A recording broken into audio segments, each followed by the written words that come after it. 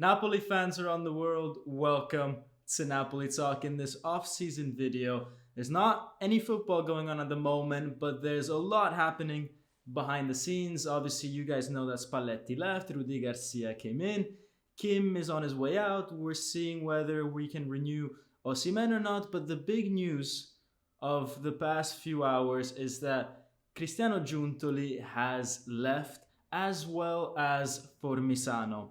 Now, we'll be taking a look at exactly what they were doing, where they lied in the organizational structure of Napoli, and who is going to be replacing them, and what does their departure mean for Napoli. But before all that, let's just contextualize Cristiano Giuntoli.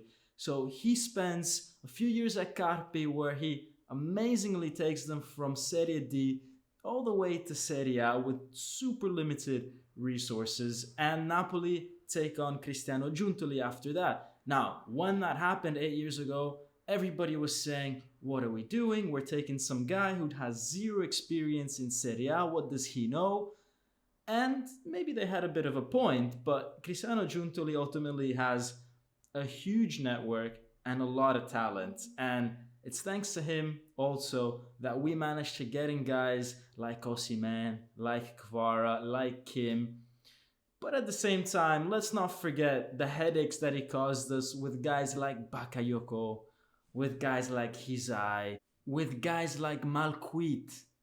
All right, so it's not, like Giuntoli is God descended on earth. He is a very good professional. I might even use the word mercenary, because that's what you are when you go from Napoli to Juventus. I think the time when he first made contact with Juventus was right off the back of the Torino game that we had, where we won comfortably 4-0, and then when we came back from that international break, Napoli lose to Milan, we lose in the Champions League, and just things are not the same in Naples anymore. And that's when I think, when we traveled to Turin to play against Torino, that Giuntoli had his first contact with the Juventus board. It just makes sense. You're in the same city, it happens.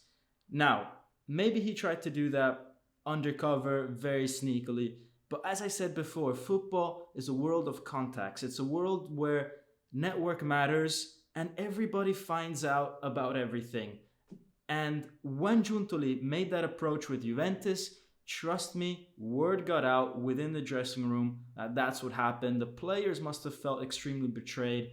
The president must have felt extremely betrayed. But also he stopped maybe putting in as much effort on Napoli. And I think ultimately that destabilized the environment a lot. And we weren't the same after that. So I'm glad that he's gone. What I'm trying to say is that it's a shame that Giuntoli made this decision. But once he made that first contact with Juventus, there is nothing else we can do except let him go. Now, to really understand the impact that Giuntoli was having on this team and where he fit into the organization, let's try to build Napoli's organizational chart, which is something it's not public information. So this is my best guess based on what is available out there and based on what I know about how the club moves and the power play between people. So let's start at the very top. We've got Aurelio De Laurentiis with his wife Jacqueline and Edo De Laurentiis as vice presidents. Now, they don't really serve much, they're just figureheads. So let's move down one step. And this is a guy who's very mysterious. He doesn't talk much, he doesn't appear much, but he's the CEO, l'amministratore delegato of Napoli. And he's Andrea Chiavelli. Now, this guy has been with the club since 2004. So just like Formisano has been there from the start. And this is De Laurentiis' true right-hand man.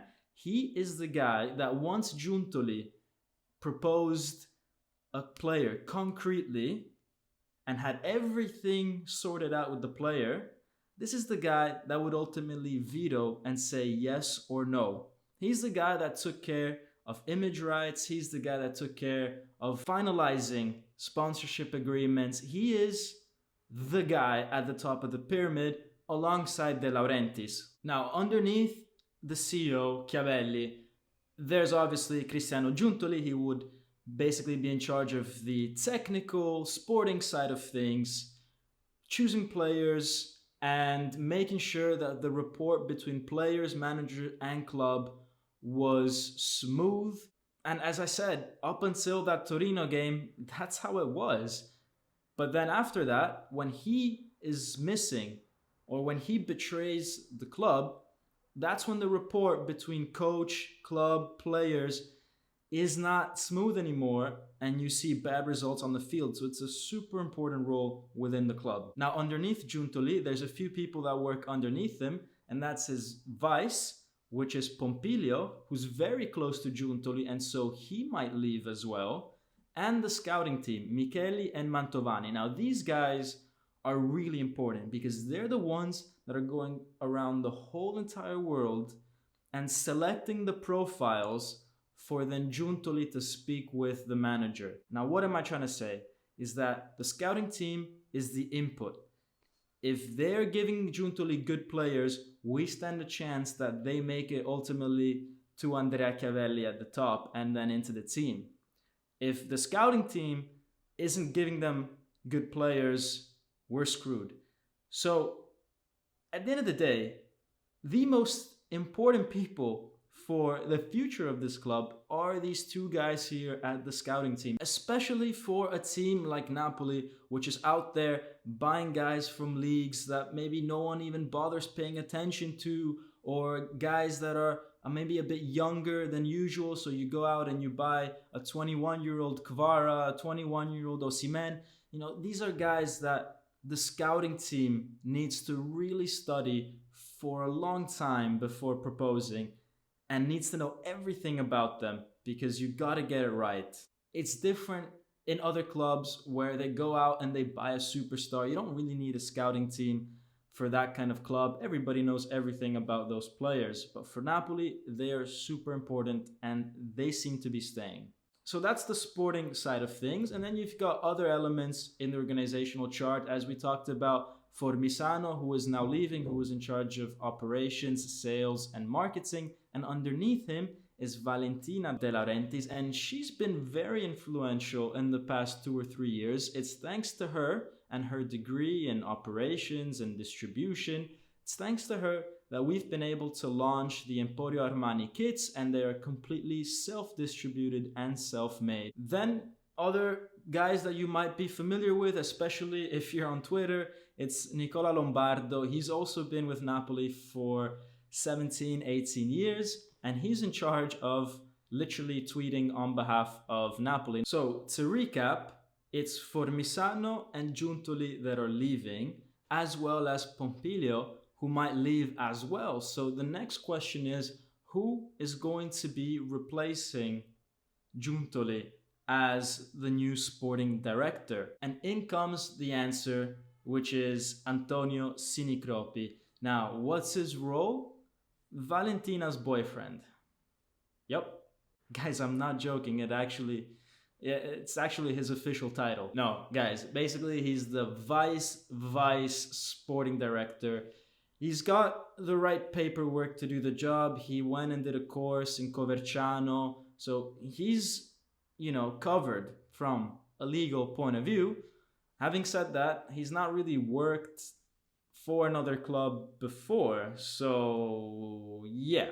But jokes aside, guys, he's been at the club for now 2-3 years, pretty much since around the same time that Valentina has been there working with the club with the t-shirts and the merch. So he's been very involved with that as well, helping her out. But also he's been gaining the trust of De Laurentiis over the course of several years, and clearly has been giving his own input and has been involved with the decision making over this period, which also means maybe he had something to do with the likes of Kvara coming in or confirming Anguissa and all that kind of stuff, because he's now been part of the family for a few years now. So guys, how does the new organizational structure look like? There it is, with in green people that are part of the De Laurentiis family. So as you can see, this is centralizing a lot of the decision making and a lot of the power to De Laurentiis and his family. Essentially,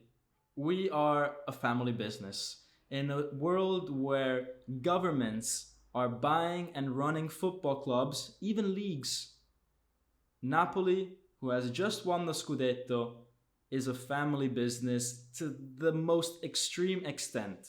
But what is true is that inside of that bubble, he's got very trusted people. People that are less likely to go behind his back and less likely to do their own personal interest rather than the interest of Napoli. I don't know, man. This is either a super smart move or one that will come back and bite him. Because if he gets things right, then him personally, his family personally, and the club do great, and that's fine. But if he gets things wrong, then he's only got himself and his own family to blame, and so will the fans. We don't know how this is gonna go, but clearly, one way or the other, he's either gonna get 100% of the merits or 100% of all the blame.